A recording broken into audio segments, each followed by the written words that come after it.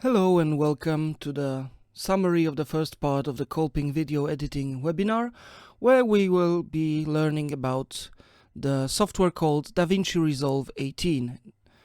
It is a software that I have chosen for this purpose due to its price, namely $0. And we can just download this software, which is incredibly powerful, by clicking the download button and picking the correct platform, be it Windows, Mac or Linux, which is also a part of why I've chosen this software for us, as it can be used on any platform. They will ask you to fill out some details, then you'll be able to download the software. And once you do, you install it as you would any other software, and then we can launch this software. Oh, let me move it to this screen. Oh, sorry. Okay, and well, when we first launch it, we can be a bit overwhelmed by the amount of options we can see, but don't worry, I'll talk briefly about most of the options that we'll use. As I said, it is very powerful in terms of free software, so it has a ton of options that we will not need for the basic video editing, which we will talk about today. First thing you want to take a look at is probably in the file project settings, where you will be greeted with the screen with a ton of options, but what you will need mostly is the resolution that we'll be using for this this video editing. Well, mostly the videos produced are 1920 1080. The paid version of DaVinci Resolve enables us to edit in 4K as well, but for now we'll be using this one. And one other thing that is important to set up before we start, we should go to DaVinci Resolve Preferences, and this is the option you want to visit when you have no audio. Mostly it chooses the correct audio device, so using the system audio for playback, and we can choose the correct output device, so a speaker, or input device, so a microphone. And for me, they are both handled by an audio interface Audient ID4, but for example, it might set it up to a monitor when I wouldn't hear a thing because it doesn't actually have an output, it just reports as such. Or NVIDIA audio card, that also wouldn't help us at all. One more thing, I know that DaVinci Resolve has quite big requirements in terms of RAM memory, so I will link in the description a guide on how to use DaVinci Resolve on lower specs computer.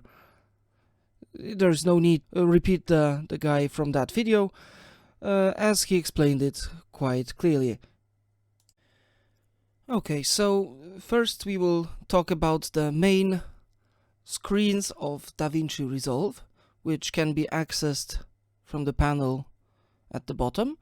So the windows from left to right are Media, which allows us to see the files that we are using for the project. The Cut window, which allows us for simple video editing. Edit window, where we will spend most of our time. Fusion, which is a tool like Adobe After Effects, where we will be able to use more advanced tools for video effects. And well, we will not be using this because we want to focus on the basics today. Color, where we will be able to adjust the coloring of our videos a little bit, but just the basics again. Fairlight, which is a very powerful audio editing tool. Sadly, also we'll be skipping that today. And the Deliver screen, where we are able to choose the correct settings and export our video. Let us start by getting some of the video files into our project. I have some prepared already, so I just select them all and move them to the track here. Sometimes if the settings of the project do not match what the video files are, it will ask us if we want to change the video settings to match the project files. Example, if you are recording everything with a single camera, that might be quite useful, so that the project matches actually what the video files are. Example, resolution or frame rate, this kind of thing. Next, we could play around with these videos. We have 6 videos, we have 2 logos, one without a background, one with a background, and 3 music tracks which we might or might not use during our tutorial. We could edit most of it on our cut view, that it allows us to do some basic editing, but the next view, which is edit, allows us for much more complex operations, which we will focus on today. Okay, let us start editing. We are in the 3rd view, so the edit window. And well, before we start actual editing, there's one thing that is very important to know, mainly a shortcut for disabling something that is called audio scrubbing, because by default, when you move over a video file in the video view or the file view, it just starts playing where you are pointing the cursor at. So does that, and it doesn't really affect the experience that much, unless you have some very loud sounds. So well, it is not really something that I find necessary ever. And to disable it, you press Shift and S key, and it is now disabled. Let us start at taking a look at let's delete this one for now by pressing the delete key, and let us take as an example my smiling face. First thing that I would like to tell you about is the overall layout of the edit screen. Here is the preview of the currently selected place in the timeline. So we move around using left mouse button to move this cursor around, and it shows us what we where we at and what we see. Then we have the basic controls like play, stop, move to the next one. Under the video, we can put it on full screen, stuff like that. Here is the timeline, so we would have all the video files or other files that we can edit down here. We just drag them here. Here are the effects that we will just discuss a little bit, and here are the other options for a select video file. So that's the basics. We also have some tools here. The ones that we will be using are the arrow tool, which is selection, and the blade tool, which if we select, we can slice the video into different parts. We will not do it right now. And these we will discuss. Oh, this one is quite important. Snapping tool. When you want to move the objects around on the timeline using the arrow tool, we just select it, and it kind of wants to get close to the edge or some other points when you have more videos there. It just tries to latch onto the end or beginning of a video file. If we do not want this for some reason, we can just click this magnet tool, which is snapping tool, and it stops doing it. So we can just move it around freely. Once we have it on, move it like this. One tool that is also quite important is the zoom tool. We have the full extent, so it shows us the whole all the files that we are editing. Just detail zoom, which brings us to the specific video that we which zooms in to quite a bigger extent, so we can see more of what's happening in here. And the last one is the manual zoom or custom zoom, where we can just set it to whatever we want to see it as best we can. one more thing that we would like to have the detail zoom on for this. Here you have the options of how we want to see the timeline, so we can see just the film strip view, have just the thumbnail for the video, or just don't have any preview at all. I prefer using these ones to know where we are at the video. And well, there's also the audio view tool, which by default I like how it looks like. You can also use different settings. You can have the outline, you can have it see the whole waveform. You can see it with both channels, and you can also edit the height of the video track and audio track if you want to change that. Next, we will want to go back to see the whole timeline. We would like to trim the videos a little bit. There are a few ways to do this. I will show you two of them. Maybe let's get rid of this for now. First one is we want to let's see this short video for a while to use an example. Jest? Cześć, jestem Jerzy, jestem z Polski i życzę młodemu Kolpingowi wszystkiego najlepszego z okazji 25 urodzin. So these are the birthday wishes in Polish that we were recording for 25th Kolping anniversary a while back in Lubożyca. We don't really need the first part, as it's just me asking, okay, can we record? Well, not really something that we'll need. First way is to select the blade edit tool and just cut where we want the video to begin. Then we can select the part here, press delete, and it just gets rid of that part of the video. Another way to do it is move to the side of the video until it changes the icon to something like this, and we can pull the video to where we want it to begin. Then we can select this part before the video where something was before. We can press delete and it moves the whole video to the very beginning of our timeline. Okay, let's now move to another topic, namely what happens, because we can see that there are two video tracks in here. What happens when I put one video on top of another? Let's try this.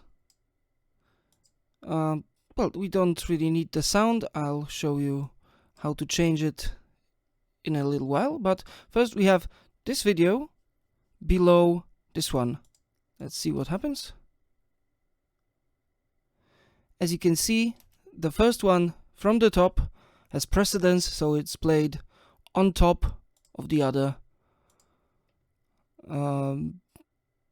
When it's on the timeline above this one, it is played above the other.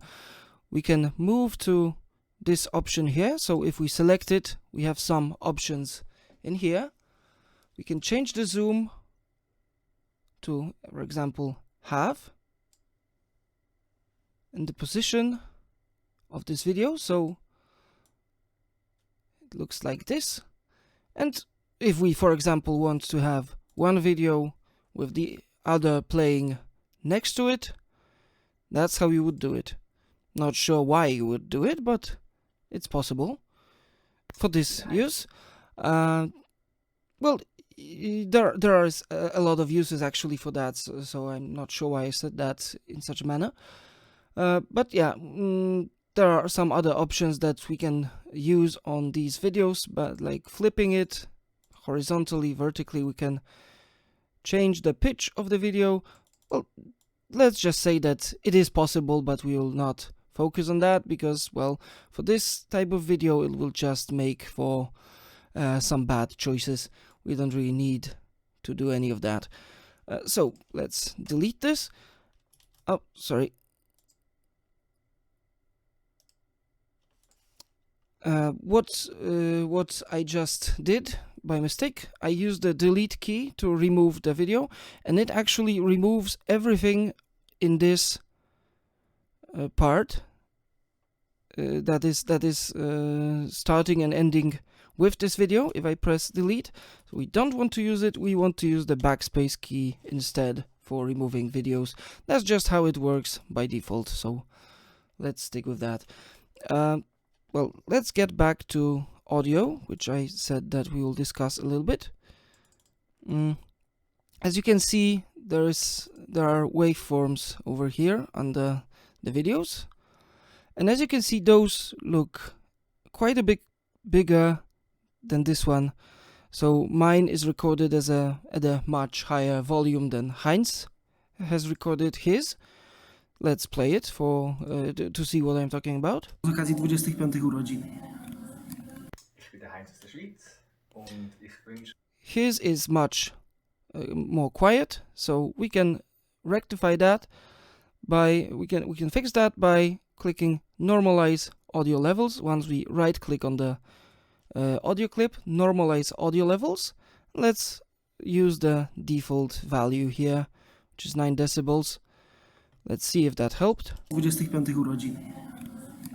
Ich bin der Heinz aus der Schweiz und ich wünsche... We can maybe increase the volume a little bit. We can see the volumes that are played on the mixer video to the right over here.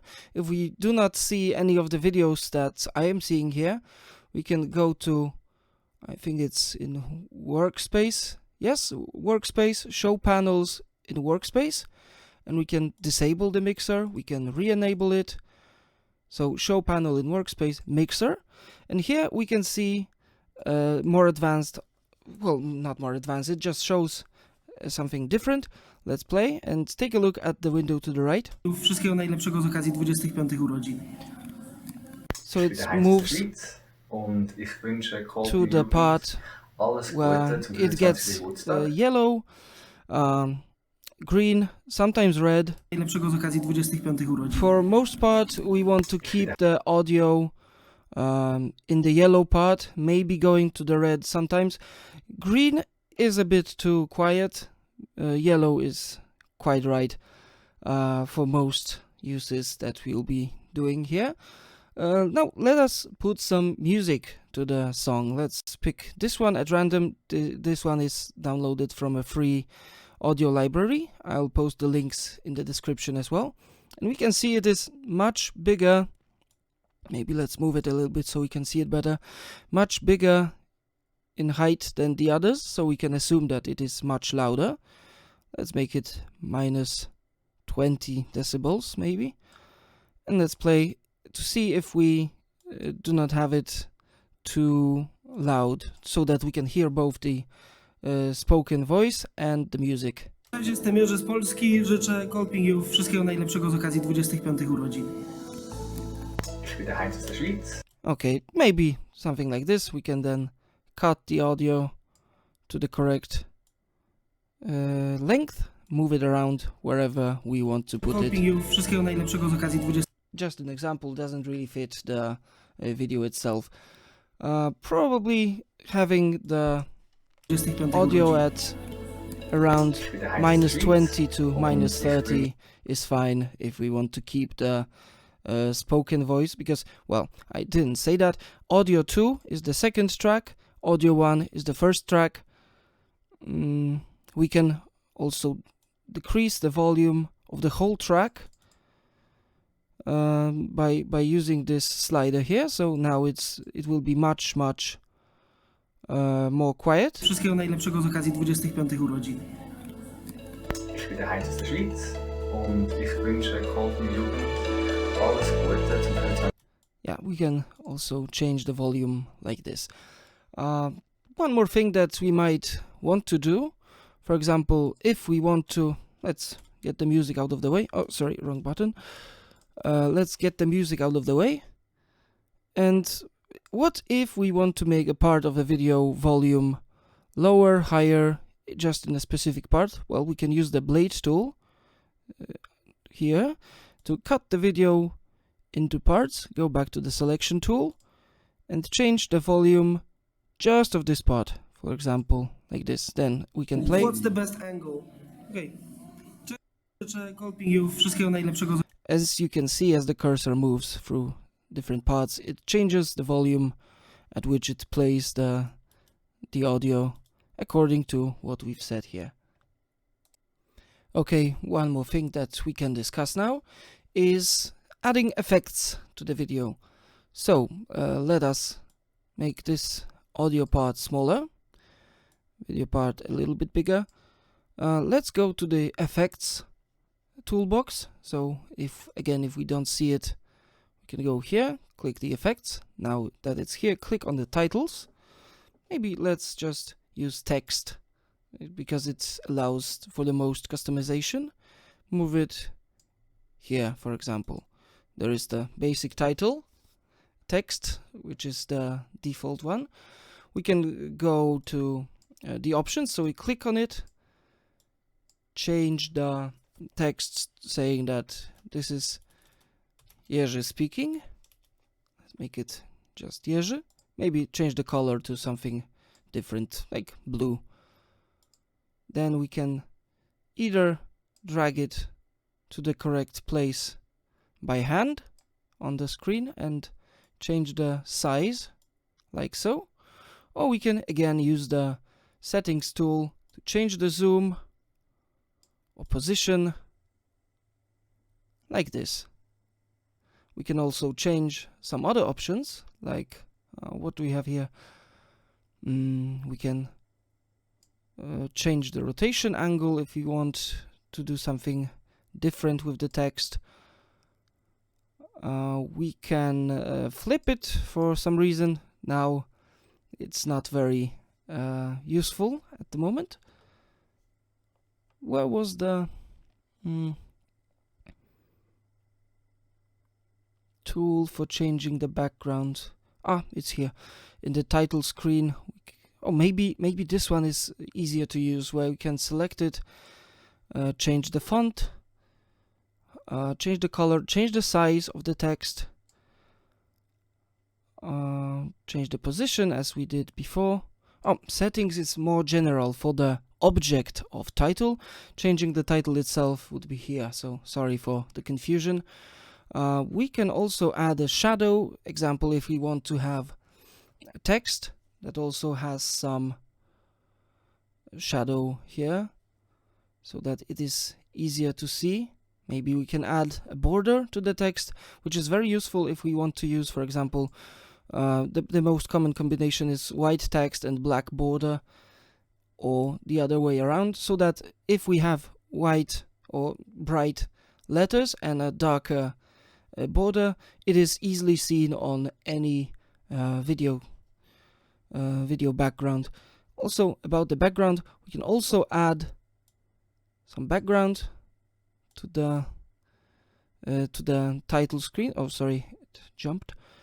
But we need to add some height to it. Well, it's something to play around with. If we want, we can try and do some things with it as well. But for the most time, it can be used as something that we want to add who is speaking on the screen currently, something like this. So yeah, feel free to experiment. The best way to learn, actually. Okay, let's get rid of it for now. Oh, sorry, wrong button again. Out of habit using the delete button. So I delete it with a backspace, but what if we want to use some transitions on the videos? Well, let's say that we want to move from one video to the other. Let's put Heinz over here. And we want the transition to be used here. So we go to Toolbox Video Transitions, and let's choose maybe Cross Dissolve to see what happens here. Ich bin der Heinz aus der Schweiz. This way you can make the video, let's make it more interesting, move this video over here and add another tool for audio transitions and make it a little bit shorter maybe, and let's play, see what happens Z here. okazji 25 urodzin. Ich bin der Heinz aus der Schweiz und ich wünsche Kolping Jugend alles Gute zum 25. Geburtstag. Cześć, jestem Jerzy.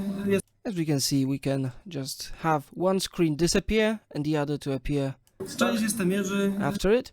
For most of the time, people, when they are trying to use that, are going a little bit overboard. So try not to use them sparingly for greater effect, unless you really want to have the transitions between every part of the recording. Now let's go to another type of video, because let's say that we have actually put everything we wanted in the edit screen, we are happy with the result, but maybe we want to do a little bit of color correction here. We have 3 videos used on the timeline that we may want to change a little bit. I think that the color changing tool is what DaVinci is mostly known for, in terms of, wow, that's great, no other software has it. But for us, we will, I think, just be using the gain tool. At least that's what I would advise you to use. Like we say, okay, the video is a little bit on the darker side, or the discolored side, like it has too much blue in it. So let's move it a little bit towards yellow, make it a little bit yellow. Something you might want to use, I think, when you have some trouble that it was recorded in some weird conditions. This is where some correction can be done to the original videos, and it will transfer to how it looks like in the edit video. Let's check that. Yep, as you can see, changed colors here. This one stays the same as it originally was.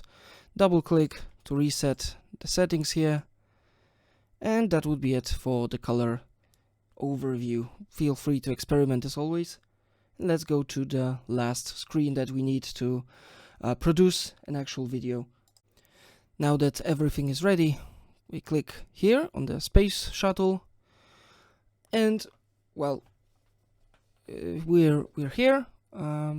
We mostly would probably like to use the YouTube screen, but first let's go through the other options. We can, for the custom one, where we can set whatever we want the options to be, change the mainly the resolution, the frame rate. The default H.264 codec is what is mostly used as far as I'm aware, usually as default. We can change the final resolution here, we can change the frame rates, quality, usually it's the best, but if we are pressed for time, we can make it smaller. The full HD videos are the best quality that this free version can produce, but for example, if we want to send it to someone for preview, this one's much smaller. Well, we can pick whatever we want here. And the one I tend to use the most when I'm doing things for YouTube, which this video, for example, will also be rendered in the same way. We can choose the correct options for just a YouTube video. Well, the same setting options, resolution setting options available. We can give it a title, Kolping Webinar Part 1. We can choose a location where we want to put it. Then we can add it to the render queue, but that's not enough to have the video. Now we can see it in the render queue. That's especially useful if you want to use a few videos, create a few videos at the same time for different purposes, and it starts rendering when we press render all. We can see the progress for each video, in our case just this one. And yeah, we wait till it's done, and we have produced our first video here. What's also quite important, which I haven't done during this project due to its limited work time, we can go to save project file, save project as, and we can just keep saving, just so we don't lose our work. This one, we can just go to video, and we can see Kolping Webinar Part 1 here. We could play it, but I don't think our masterpiece is as good to just play it. Well, we can actually. Why not? What's the best angle? Okay. Yeah, it works. We can assume that our great project is finished. Thank you for watching, and hopefully see you on the second part of the Kolping video webinar.